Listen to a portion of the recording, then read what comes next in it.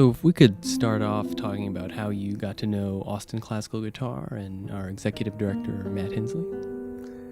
Well, that's a fun thing to think about. Let's see. I love Austin Classical Guitar, and Matt is such a beautiful and inspirational leader. I've known him, I knew him through his guitar playing. I knew him through some UT connections. I knew when this was being developed. So I kind of, watched it grow up,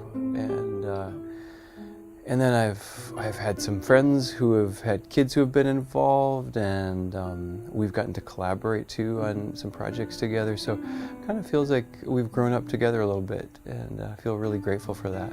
Yeah. And so what did you think when he brought this project, iWe, to you and asked you to be a part of it? Yeah.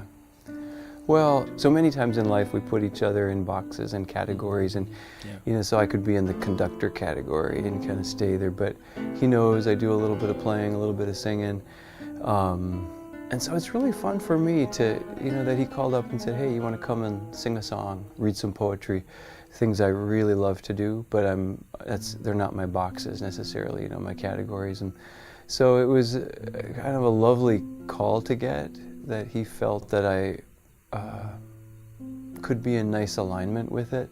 So that felt really special to me.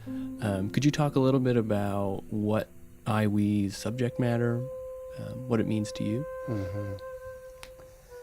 So for me to be a part of this project, iWe means so much. We so often sit here in wealthy America or privileged America, and in hearing these folks' stories, I'm just so humbled because they've got so much to teach me. I was hearing things in their stories about what they've learned about strength and courage in the face of such incredible challenges, challenges that I know not of, specifically at all. And yet, I feel like I can relate to that, with my own story, that sense of the question of where is home, and what does that mean to feel safe in a place and to feel held in a place. So to think that all this can happen, all of these things can be considered within a musical framework is extraordinary. And obviously this night will offer some glimpses and some snapshots. I mean, it's not a long enough period to get comprehensive, and that's not, I don't think, our point at all.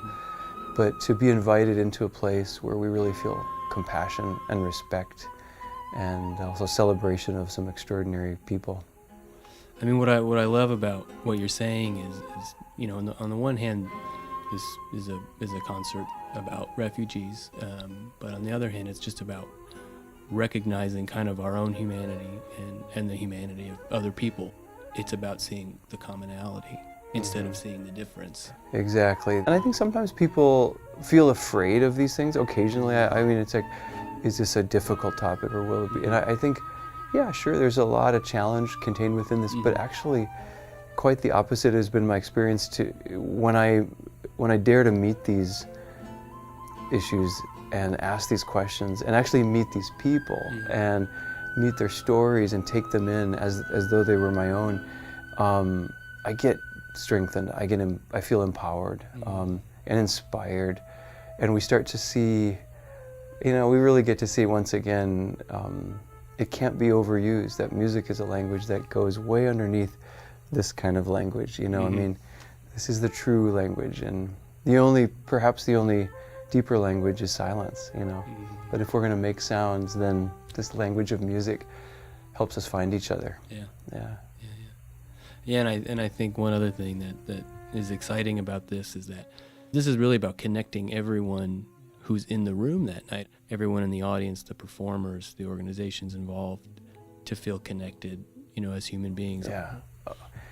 Oh, a concert experience like this is all about, something larger than ourselves. It's not just a this and a this. It's volumetric. It expands. And I know that's what I need right now, what I am looking for. Yeah, that's one thing I love about these sorts of collaborations, particularly coming from the guitar world, but partnering with a vocal group like Conspirare and yourself, as well as the Refugee Services of Texas, that really do seek to, make music a common and accessible language, for everybody in Austin. It's really about building a culture here. Mm-hmm. So it's not just a culture within our organizations, and all of that is tremendously valuable. But we're talking about real culture building, street to street to street. Yeah. For me, I've been here, I'm not a native Texan, but I've been here a while now, 26, 27 years. And so, this is where I live, and I want this city to hold those values of common respect and love for each other. No matter where we're coming from, that we hold life in celebration, and that we hold each other in a really deep kindness and love. And music's the pathway. It's so incredible. So this is just another example of kind of one of the ways we build this culture together with our listeners.